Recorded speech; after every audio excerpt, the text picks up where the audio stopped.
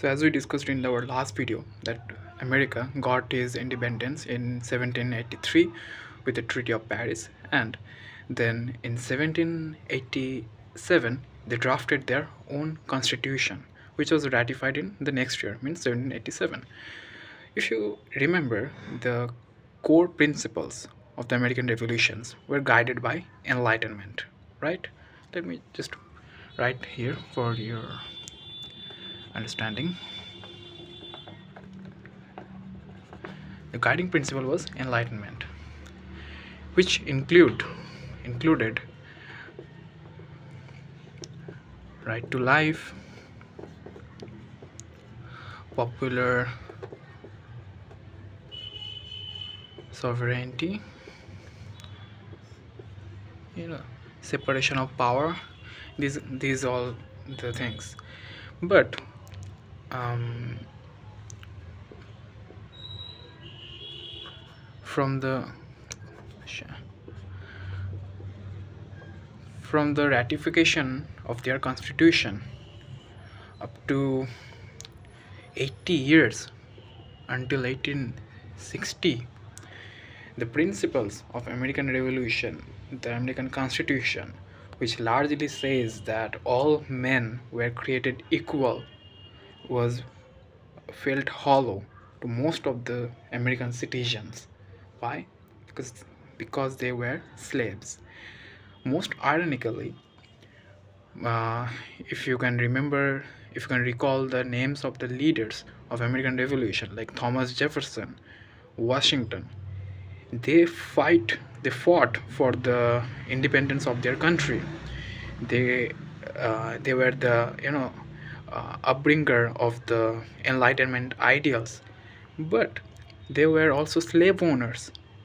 They had thousands of slaves working under them, but they were fighting for freedom, not for their slaves. So these were kind of hypocritical in the American history. So in 1860, what happens? Abraham Lincoln becomes the president of USA.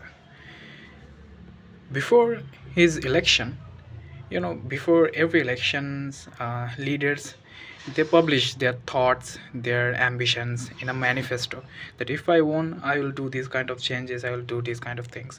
Lincoln, from his party, which is the Republic Party, he stated that he will end slavery.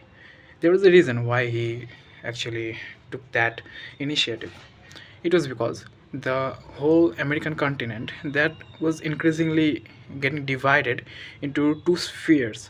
One is mainly the northern states, they were uh, anti-slavery, and the southern states who were pro-slavery. There is also a reason why that happened.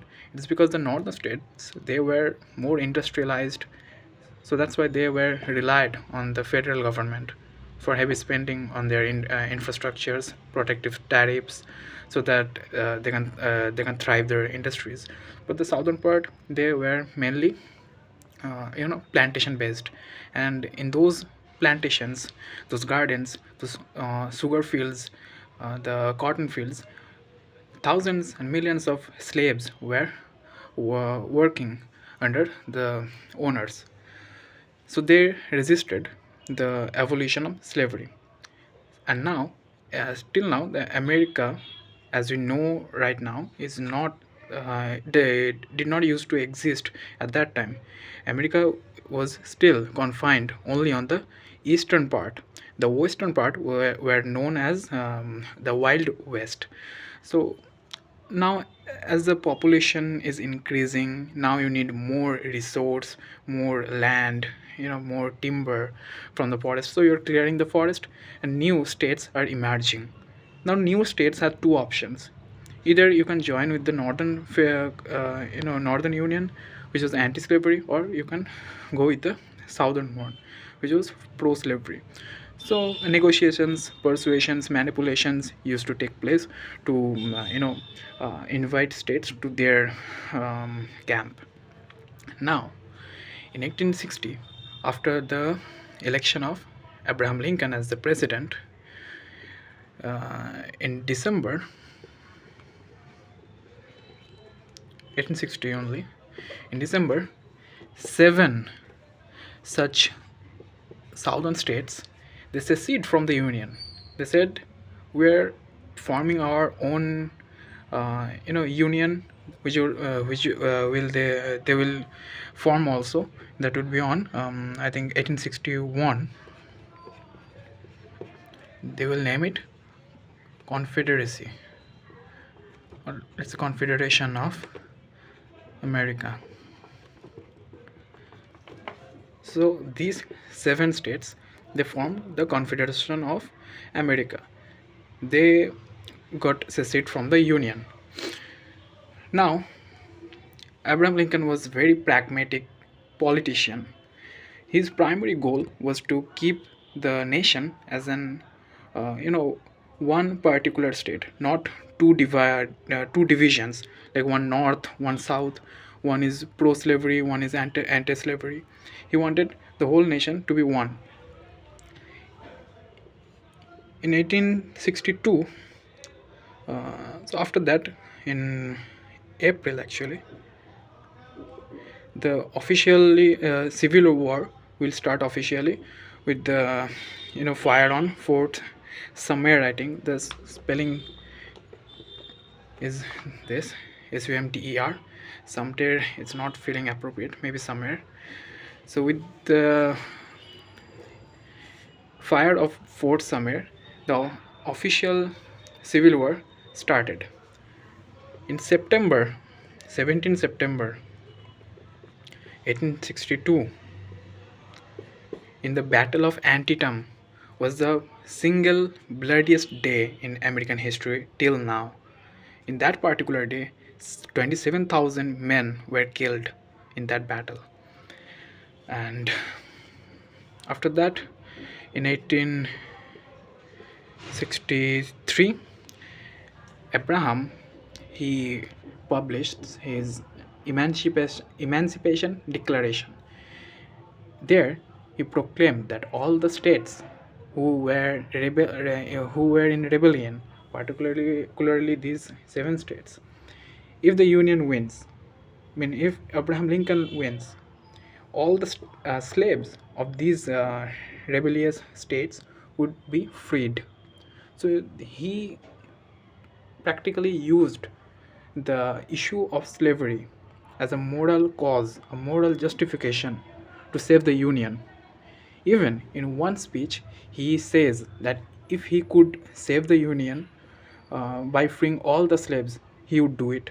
If he could save the Union by freeing some and leaving others alone, he would have done it.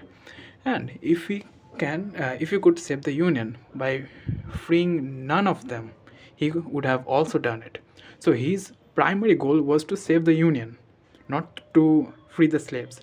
It was in 1863 only, after, let's say, almost 3 years after the battle starts, he then proclaimed that if the Union wins, then he will abolish slavery. Then, in 1865, the 13th Amendment of the American Constitution was done, and here the official abolishment of slavery was finally done. Then again, after 14th Amendment and 15th Amendment, the slaves were given citizenship and the right to vote. Then after 1865, the reconstruction, like the American society now we know as it is, takes place. But still, it's been more than 170 years, but still now we can heard of racist activities in US, which is still prevalent even after this bloodiest war in American history, with over 600,000 men were killed at that time, which was roughly 2% of the US population. Then so you know the whole story, but what is the reason behind the civil war in a nation which got independence, let's say 100 almost before 100 years after before the outbreak of the Civil War. So the reason was actually two fronts that I mentioned. One was the North and South divide for the economic reason, and the second reason was the slave trade, which is the major source of revenue. The slave trade that in a previous video I have shown in a map that from Britain, Africa, and US, this slave triangle, the slave trade used to took place. So these were the two primary reason of the Civil War. But this thing was morally unjustifiable, that you cannot take people and put them as your workers without giving them wage. You cannot own people, while your constitution says that all men are created equal, everyone has the right to life, but you are keeping slaves. These things were getting criticism from the outer world. So that's why this Civil War was needed. And then, because of Abraham Lincoln, his pragmatism, his realpolitik, Civil War was successfully done, and the slaves were freed in 1865 onwards. This is the whole story.